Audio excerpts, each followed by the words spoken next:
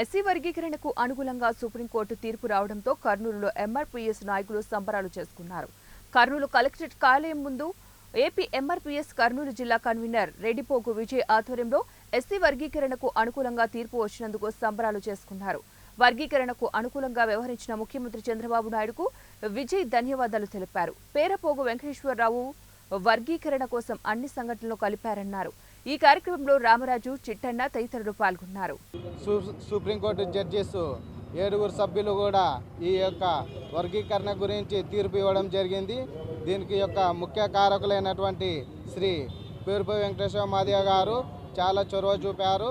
37 మంది మాదిగ ఉపకులాలను ఏకం చేసి చంద్రబాబు నాయుడు దగ్గరికి తీసుకెళ్ళి చంద్రబాబు నాయుడుతో ఒప్పించి మాదిగ ఉపకులాలకు మీకు ఏబిసిడి వర్గీకరణ చేయించే బాధ్యత నాది, మోడీ గారిని ఒప్పించి సుప్రీంకోర్టులో తీర్పును చేయించే బాధ్యత నేను తీసుకుంటానని ఈ యొక్క సందర్భంలో చంద్రబాబు నాయుడు గారు వాగ్దానం చేయడం వలన శ్రీ పేరుపై వెంకటేశ్వర గారు రాష్ట్ర అధ్యక్షులైనటువంటి శ్రీ పేరుపై వెంకటేశ్వర గారు అన్ని ఉపకుల